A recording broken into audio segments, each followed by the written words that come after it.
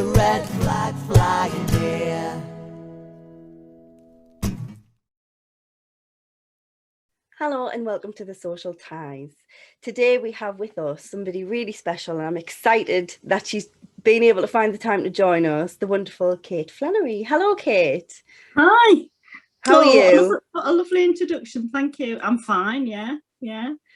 A well-deserving introduction. I'm really pleased we've managed to get you on. It took us a few attempts, didn't it? It did, yeah. On both sides, because you're a busy woman as well. Indeed, I know, we do try. So Kate, if it's okay with you, I just want to get straight into it because I'm really a fan of what you do and I'm excited to share it with all of our viewers. So tell us a bit about what it is you're involved in. Well, I'm the secretary of the Orgreave Truth and Justice campaign. And for those who don't know what the Orgreave Truth and Justice campaign is, it's a campaigning organisation that was set up at the end of 2012 by a group of political activists who were wanting to pursue a public inquiry for what happened at Orgreave on the 18th of June 1984 during the miners' strike. On the 18th of June 1984, miners went to picket a coking plant at Orgreave, which was on the border of Rotherham and Sheffield. The NUM, the National Union of Mine Workers, had made a call during the strike for miners to turn up there to picket the coking lorries that were transporting coke out of the Orgreave coking plant and taking it to Scunthorpe. So the day was billed as a mass picket, and there'd been lots of pickets before at Orgreave. I mean, we're talking June, so the strike started in March. So we're talking fairly well into a strike that people were hoping would have ended by then. And people turned up en masse. There were loads of people from all over the country, from Kent, the coalfields, from Wales, from Scotland, from all over England. And it was going to be a day where, you know, people respectfully asked the lorry drivers, who were used as scab labour, a lot of them, i.e. people who were employed to break a strike. We call them scabs, and we still do. Because coke was transported by trains as well, and the train workers unions were supporting the National Union Mine Workers, so they were then having to transport the coke by lorries. This had all been planned, by the way, pre-planned by the Tories. They knew what was going to happen. They were doing the best to stockpile the coke and the coal anyway, and they'd already decided that they were going to use lorries. So thousands of pickets turned up, organised. I mean, in Sheffield, we actually had the National Union of Mine Workers based in Sheffield, and Sheffield Trades Council was an incredibly active trades council in those days, and has become active again more recently. And I was brought up in an incredibly political household. My mum happened to be president of Sheffield Trades Council at the time, and she was having regular meetings with the NUM and organising food collections and financial collections. And she was involved with getting people there to Orgreave, as we all were, because we were all activists. I was involved in Women Against Pit Closures. And on that day, when the miners turned up, bearing in mind they'd not been stopped on their journey there. Don't forget that during the miners' strike, you know, we lived in a police state, so people weren't allowed to travel. And if it was felt that miners were secondary picketing or travelling to picket other areas that they weren't from, the police were actually stopping them on the motorway. Towns and villages were occupied by the police. But on this particular day, on the way to Orgreave, nobody was stopped. And when miners arrived at Orgreave and supporters, they were treated like gold. The police were very polite to them. They almost welcomed them with open arms. And some of the miners said the police did everything, but, you know, they told them where they could park. And some of the miners says the police did everything politely. They did everything apart from valet the cars, you know. And then the miners sort of were gathering, having a laugh. Some of them had not seen each other for a while. You know, some of them were playing cricket. Some of them were playing cards. The sun was shining. It was just the most glorious weather. The guys were wearing jeans, t-shirts, trainers, and the thousands of police that turned up, it was a kind of an ambush, were in full riot gear, most of them. So what then ensued was the police in full riot gear on horseback with dogs turned on the miners and proceeded to attack a peaceful gathering. And it was absolute mayhem. And I don't know whether you've ever shown or watched The Battle for Orgreave, the Yvette Vanson film that was made just after the strike.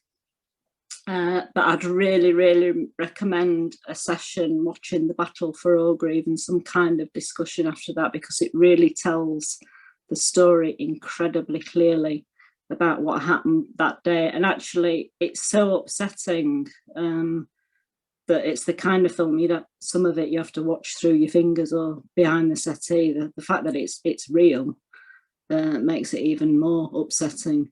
But you know, what happened there was absolute carnage. It was a police riot.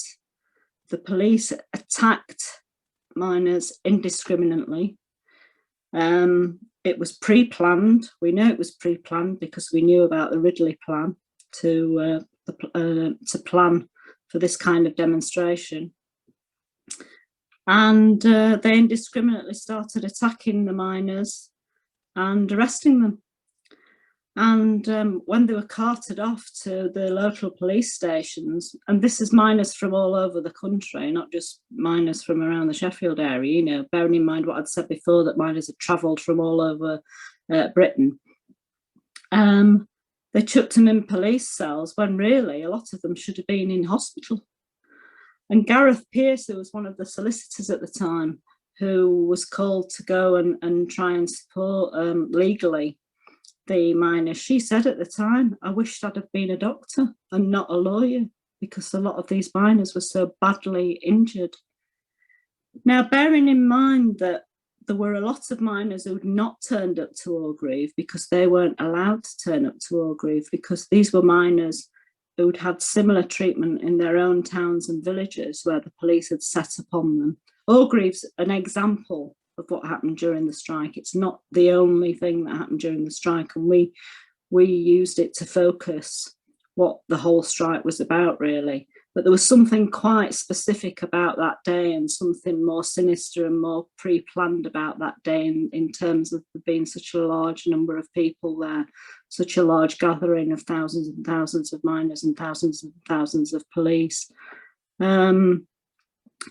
So miners were arrested and charged with riot, and then they had to wait for nearly a year for that to go to court, and all the restrictions that put upon them. And the restrictions were that they weren't allowed to go beyond where they lived. They had to check in at police stations. They were treated like criminals, and they'd not done anything wrong other than turn up on a sunny day to a peaceful picket to fight for the jobs and for the communities. And nobody has yet been held to account for what happened on that day. There's been no police discipline. Nobody in government's been held to account. Leon Britton, who was the Home Secretary at the time, made it very clear that they weren't going to reveal anything about what they were doing, what the Tories were doing during the miners' strike, because they didn't want to be held to account for what they were doing during the miners' strike. And for those that don't know it, the miners' strike was a strike to defend jobs and communities. The Tories had a mass pit closure programme, And Arthur Scargill, who was the president of the NUM at the time, and the leadership of the NUM, Mick McGahey and Peter Heathfield, and other leading NUM people, were telling the miners that what the government was saying was not true. They were going to close far more pits than, you know, the NUM had been led to believe, and the NUM had information about the number of pits that were going to be closed. So the miners knew, they knew what was going on. But what happened was that the full force of the state and the full force of the media who were on the side of the state, the BBC and various other state propaganda, reported the 18th of June completely differently. They reported a day where miners were behaving violently and that the police were involved in some kind of crowd control and trying to stop a miners' riot, when it was actually the other way around. And the BBC showed footage that day of miners attacking the police first, and the police looking as though they were marching in to defend themselves. So the actual footage on the BBC was a downright lie, and it was all part of the propaganda machine that was there to demonise ordinary trade unionist working class people fighting for the jobs and communities. That was the whole point of it. But the following year, 95 miners had been arrested and charged with riot and various other so-called misdemeanors, which would, you know, which if they were found guilty could have meant life imprisonment for some of them. So they had that hanging over them all the way through the strike to the end of the strike, worrying, and all the worry that the families and communities had. I mean, can you imagine that day you being a partner of a miner and him not coming home, and you know, there were no mobile phones, and you finding out that they'd been arrested, and then you saw that on the television, and then you saw the papers the next day. You know, I mean, it was just absolutely horrific. We've all seen the photographs now. I mean, thankfully there were people around taking photographs, and we use one of the infamous photographs as one of our logos for the Orgreave Truth and Justice campaign of a police on horseback trying to attack a woman who was trying to care and attend to a miner that had been very seriously injured. And at the court case, the 95 miners were meant to be in court, but in actual fact, when the court case took place, it became very, very clear that not only were the police lying about what had happened on the day, but that they'd shared their statements, and all the statements were the same. So when police write statements, you know, you assume that they make their own statement and then they present that in court. No, they wrote all the same stuff, and it became very, very apparent that the police evidence and information was totally unreliable. And 15 of the miners who'd been arrested were effectively acquitted, and they didn't hear the rest of the cases. And not long after that, a few years later, all the miners were given, I think it was £425,000 compensation between them for what had happened, with no body admitting any wrongdoing, no government admitting any wrongdoing, South Yorkshire Police not admitting any wrongdoing. So, you know, nothing's happened as a consequence of this. Now, obviously, some Labour politicians did their utmost to try and get this looked into, and the NUM did immediately after the strike. They wanted some kind of inquiry into what happened at Orgreave. In 1991, Dennis Skinner tabled an early day motion to get some kind of public inquiry into what happened during at Orgreave and during the miners' strike, and with a number of MPs signing that and supporting that. but you know, nothing's happened, and for years it's sort of been bumbling along. But you know, you come from a mining community. I live in Sheffield. Our lives and many people's livelihoods have relied on mining and steel, and we've seen how the closure of the pits and the closing down of the steel industries has destroyed our communities, and we have what we have today. You know, we don't have any functioning pits, but we have private enterprise settled on the land that the pits were on, you know, Sports Direct and all that kind of stuff, you know, with people doing shitty jobs and being paid appalling wages and being treated really appallingly. And that's the kind of country that we now live in as a consequence of what happened during the miners' strike.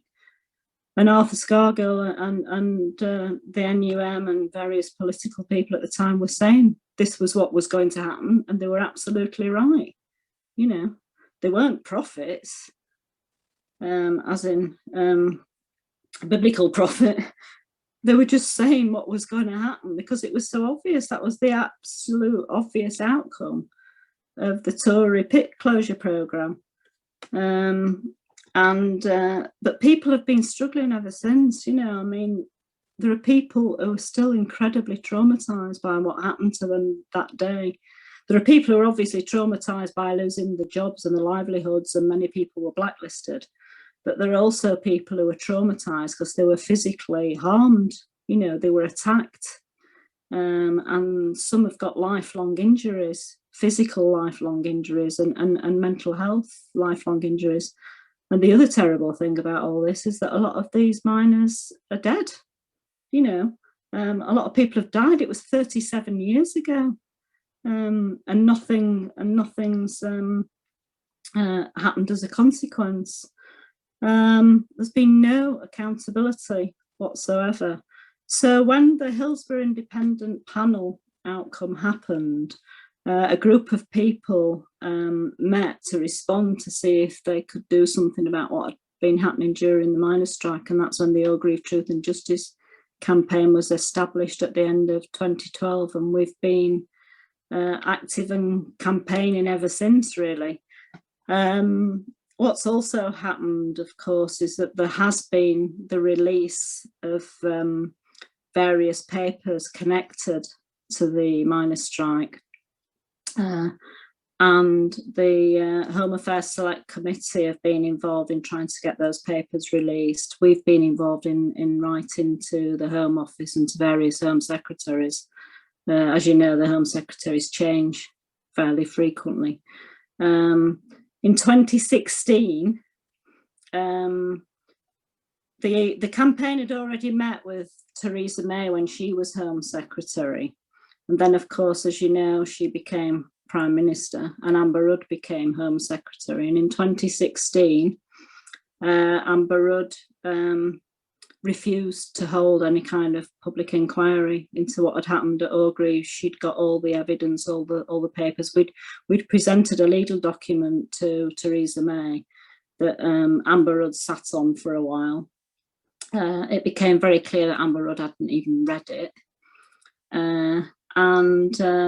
But what we did know at the time was that, and I think there'd been a leak in the Telegraph, I think, or the Times, I'm not quite sure, I get confused with these Tory papers, that there would be some kind of inquiry, even just a single judge-led inquiry. So we thought, when we all went down to London to hear the outcome of what Amber Rudd was going to decide, we thought that there'd be some kind of announcement of some kind of inquiry, not the public inquiry we wanted, but there wasn't even that. So even the Times or the Telegraph had got that one wrong. There was pressure, considerable pressure from some of the old guard, people like Norman Tebbit, Nigel Lawson, people who've been around, Tory ministers who've been around at the time. And I think they impressed upon Amber Rudd and Theresa May that, you know, this wasn't going to be public information. They weren't going to dig this up at all. And they certainly weren't going to apologise or accept any responsibility. But, you know, we know what happened. And there is a lot of evidence actually out there about what happened. Some of the, some of the cabinet papers reveal Thatcher's handwriting about, wanting more arrests and wanting more money for the police and more police activity. So we do know all this, and they know that we know, but they just don't want this to be the media taking our side and for the narrative to be shifted. Really, they want to perpetuate the false narrative, so we had the refusal to hold the inquiry in 2016, and of course we've had I'm losing track of the names of all these blooming Home Secretaries that we've been in contact with. The one after Amber Rudd, I'm really sorry, I've forgotten his name. And then, of course, we've got Priti Patel now. So we try and make some kind of connection with these individuals who just, don't want to have anything to do with us. They just regard us as a bit of a thorn in their side, but we are a thorn in their side because we continue campaigning, and we've had some amazing events and activities. We've had a Make Some Noise demo outside the Home Office, where we all went with pots and pans and shouting and banging, and we've the trade union movement, thankfully, is well and truly on our side. So we have a lot of help with political campaigning. I mean, Kate, thank you so much for that full history of what happened at Orgreave. There's a lot of people who don't know the history of Orgreave, and seems like it was so barbaric. And the fact that nobody has been held accountable for any part of it is devastating. Like you said, those families are still reeling from what happened that day, and that's one day in a full year strike. So I can only imagine how many other stories there are. Probably none on that scale though. So the Home Secretary, Sajid Javid. That's the one. Yeah. I ought to be able to remember his name, but he wasn't around for long, was he? So, but absolutely. We wrote to him and he refused an inquiry. And then the Bishop of Sheffield, who was relatively new to Sheffield, who had worked very closely with the Bishop of Liverpool on the work for the Hillsborough Independent Panel, was asking a few questions from the police, from various connections that he had in Sheffield, about Orgreave and what happened at Orgreave. And he felt there ought to be some kind of Orgreave independent panel. And so he interviewed a few stakeholders, for want of a better term, and obviously the Orgreave Truth and Justice campaign were invited to meet him and have a talk with him about our views about an Orgreave independent panel. And we kind of warmed to that, because public inquiries aren't all they're cracked up to be. They can often involve massive amounts of money, go on for lengthy periods of time. And we didn't want any of that. We just wanted the evidence presenting and for people to be held to account, and for people to know about what happened at Orgreave and during the miners' strike. We didn't want any lengthy, drawn-out process that was going to pay lawyers and cost millions. We didn't want that. And the Hillsborough Independent Panel seemed like an excellent model and had a very positive outcome in many ways. And when he suggested an Orgreave independent panel, we were very supportive. And he also contacted South Yorkshire Police, who were incredibly supportive to an Orgreave independent panel, contacted local council leaders, contacted universities, the trade unions, local MPs, and everybody was supportive to an Orgreave independent panel. So he wrote to Sajid Javid and presented the case for an Orgreave independent panel, and Sajid Javid rejected it outright, said it wasn't necessary. So we were kind of back to square one again. And when Sajid Javid was shifted out of his role as Home Secretary, we then had to deal, obviously, with Priti Patel, who as you can imagine, is not particularly forthcoming or supportive or helpful. So so we are where we are, and but you know, we're aware that there are also papers. I spoke earlier about the amount of information that's out there, and obviously there's a lot of photographs and a lot of testimonies, but we are aware that the Association of Chief Police Officers, which doesn't exist anymore, it's got another title now, but ACPO, which was around at the time, we're aware that there are papers, ACPO papers, about the miners' strike that are somewhere in Hull University Library and aren't going to be released until 2066. So the information in those files and papers is embargoed until 2066. Obviously, many of us are going to be dead by then.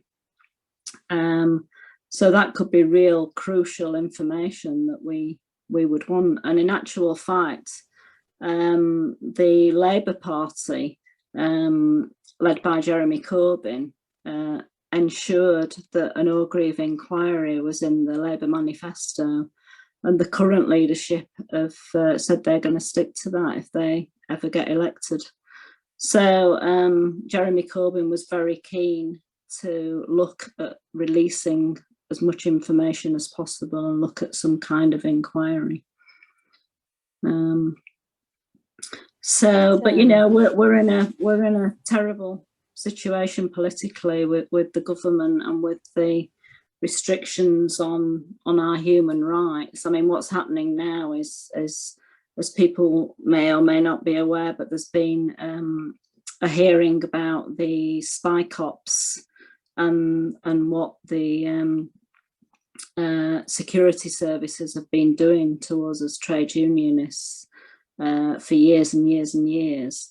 And at the same time that case has been running in court, the Tories have been introducing the Covert Human Intelligence Sources Bill, the CHIS Bill, or the Spy Cops Bill, which would allow police spies to behave with impunity, which could even involve them having relationships with us, having children with us, torturing us, murdering us, invading our lives. That will become legal if that bill gets passed and becomes an act. And at the moment, it's looking as though it could turn out that way. So I think we need to be very, very frightened of the CHIS Spy Cops Bill. It's a terrible piece of legislation. It's incredibly frightening. There is some good news. The Scottish Parliament agreed that they would look into pardoning the miners who were arrested in Scotland during the strike. That's the process. They've agreed to look into it. So now it's got to a stage where they've got to do more work around that. But that's something that's looking incredibly positive. And a member of the Scottish Parliament, Neil Findlay, who was very heavily involved in trying to make that happen, also has a close connection with our campaign. So we're trying to do some work together. And we're hoping to present a case, you know, that, you know, if it's going to happen in Scotland, it ought to be able to happen in Westminster, in England. And we ought to be able to look at some situation where miners can be pardoned. I'm not sure I'm happy about the term pardon, though, because pardon implies you've done something wrong, but we'll let you off. Well, actually, most of the miners didn't do anything wrong, and they didn't do anything wrong at Orgreave. So, you know, we're still looking into all that and the possibility of some kind of independent panel. That's incredible. Just the stuff you're doing, obviously you started with this one campaign, and it seems like you're branching out to everything that's relevant to trade unionists and working class people. How many members of Orgreave Truth and Justice do you have?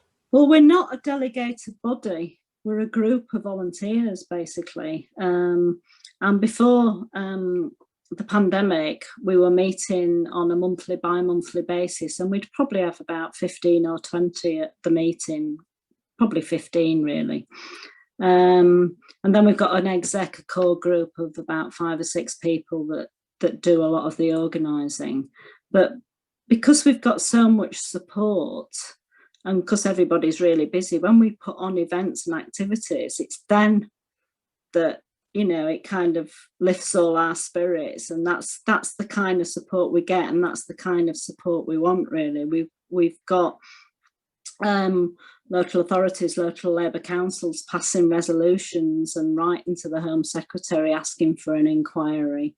We've got union branches doing the same kind of thing. We've got Labour Party and other political party branches doing similar things, passing resolutions, writing to the Home Secretary. So our support base really is activists doing stuff like turning up at the events and writing to politicians and just helping us. You know, we've got people who help produce our merchandise. You know, most people do stuff for nothing. We've got, you know, if you look on our website, we've got some fantastic things for sale to keep us going. We've got cards and flags and badges and T-shirts, all the, and when we were producing the information around the Cheers Spy Cops bill, we worked very closely with other justice campaigns like Hillsborough and Grenfell and Shrewsbury and Spy Cops and blacklisting. So we've got a good relationship with a lot of justice campaigns, and many of those campaigners spoke at our annual rally online last year. We have an annual rally on around the 18th of June, the nearest Saturday to the 18th of June every year. We've been doing that for the last few years, and it's usually been a very uplifting procession through the area of Orgreave. But obviously, due to the pandemic, we ended up doing that online, and that it was great. It was absolutely great. Throughout that day, we'd had about 11,000 people sort of dipping in and out of the Facebook event. We've got musicians who are supporting us, lovely people like Joe Solo and Grace Petrie and loads of musicians. In fact, in September, we did an event to try and lift all our spirits for Heritage Open Days. We've got a really close relationship with Sheffield Heritage Open Days organisers. We'd done an event in 2019, a fantastic event in Sheffield City Hall. And we decided to do that online in 2020, and it was about music, art and activism. We wrote articles about it. We had musicians and artists involved. We talked about the artwork produced by mining communities like the Women's Banner Group, the plates, you know, all the banners that were produced by mining communities, particularly during the strike. And we forged really sort of close, comradely friendships with other organisations. I mean, we work really closely with Lesbians and Gays Support the Miners. We've done a lot of work with them. They've been so supportive to us, and we've ended up going away with them to Durham and spending time with them. We carry each other's banners. They speak at our meetings on our behalf. We've done film screenings with them. We've done loads of Pride screenings and lots of things for LGBTQ plus History Month. We've done loads of work trying to promote the role of the women during the strike. I mean, as you know, the women were crucial during that strike. The Women Against Pit Closures movement was just amazing. I was in my early 20s at the time and a member of Women Against Pit Closures, and in some ways feeling a bit intimidated by some of the women, and a lot of working class women felt that way, really, because there were some women who were very powerful and very strong, but the feminist movement and Women Against Pit Closures brought so many women on who've become, you know, politicians and community leaders and confidence builders in their own right. So the Women Against Pit Closure movement, which was just amazing. We still have lots of connections with the people who were involved in that. We marched behind their banners. Loads of women from various different branches of Women Against Pit Closures all over the country Staffordshire, Yorkshire, Derbyshire. It's great. We've got some really good friendships and good comrade sisters. I absolutely love that. You know, that's where my heart is as well. Yeah. And it's, I can't believe you've managed to do so much, and you have such a presence at all of these events with sort of a core group of about 5 or 6 doing the organising. It's unbelievable what you've managed to do. But you're right in what you say. It's when you go to events, you see how much support you've got. I mean, we met in person for the first time at with Banners Held High, and I remember seeing walking along with your flag, and there was Orgreave Truth and Justice t-shirts everywhere. And the same at Durham Miners Gala. You know, you such a big focus for it, which on one hand is amazing, and we love seeing you, and you do such good work, and on the other hand, it's been 37 years. Let's have an inquiry, please. I know, right? It's so frustrating, it really is. And I love the fact that the way you get people involved is to sort of let people do what they think is right. You go and write to your MP or get your trade unions. What would you suggest people do if they do want to help? Well, I think most people just don't want to sit in meetings, you know, looking at financial reports and making plans. I mean, some people do, and that's great. And I do it. I'm not saying I enjoy it, but I do it because it's important to do it when you want to run a campaign. But if people could turn up to our events, promote our events. I mean, we have a massive presence on social media. We've got an Instagram account, we've got a web page, we've got Facebook, we've got Twitter. So if people could keep their eye on our social media and share a lot of our information and comment on our information, if they could also write to the Home Secretary. We've got a model resolution, and there's enough information on our website to draft a letter or an email to ask for an inquiry or some kind of independent panel.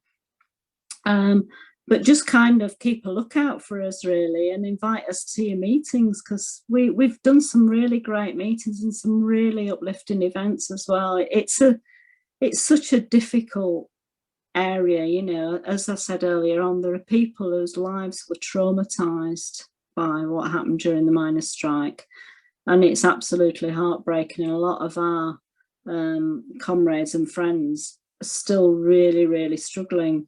And in some ways, it's good for them to go and talk about it. Some people just find it impossible. They cannot talk about it. And there are many people who actually don't really want to be involved because they find it too painful, or they think it was too long ago. I suppose our view is that it's never too long ago to get some accountability. It's really important. We've seen a successful outcome, hopefully, for the Shrewsbury campaigners. The Shrewsbury 24 campaign went to the Court of Appeal last week to look at overturning what had happened to their pickets. And, you know, we're working with them to do work around social justice. So we kind of support each other under very difficult circumstances. Going through a lot of this is raking up the past, and it is incredibly painful. One of the events that we get involved in on an annual basis is the David Jones Joe Green Memorial at the NUM that happens in Barnsley, and they invited us to speak at that last year. It was right at the very beginning of the pandemic as well. And hopefully we're going to be involved in that again this year. I mean, we've done some amazing things with some wonderful, wonderful people. It's been a great time to kind of forge relationships again. There's a lot of people who left politics, really, and have started getting involved again, you know, because they can see the relevance and the importance of these kinds of campaigns. And it gives them some kind of meaning, really, about trying to do something that they find important and useful, and gives people a lot of connections. I think that's wonderful, and I love the way you're essentially just bringing a lot of people together, and again, giving people a voice. Like you said, people who have sort of given up on politics have gotten involved in doing something positive and working towards an outcome. And I just love all the events that you're involved in, and that you sort of work with other groups. It's absolutely incredible. What I want to do is get I've written down all of these groups. I mean, page is full, and the film that you mentioned as well at the beginning. We're going to put all this together, and advertise all of the groups that you've mentioned today, because I think collectivism is absolutely the way forward. We'll also put some links on our page to that draft motion and the letters that you've mentioned, and if everybody could just write one letter. If everybody who watches this could just send a letter to the Home Secretary, to your MP, to whoever, just raise awareness. Like Kate said, follow all of their pages. We'll again put all the links to that in the chat.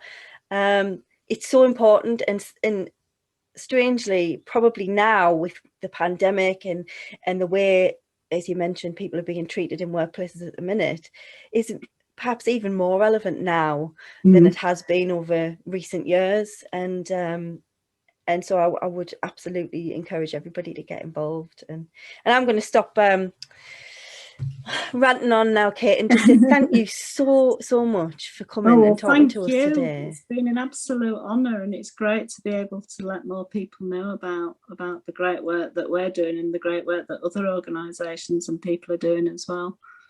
Yeah, it's brilliant. Thank you. And we'll get all that information out to everybody.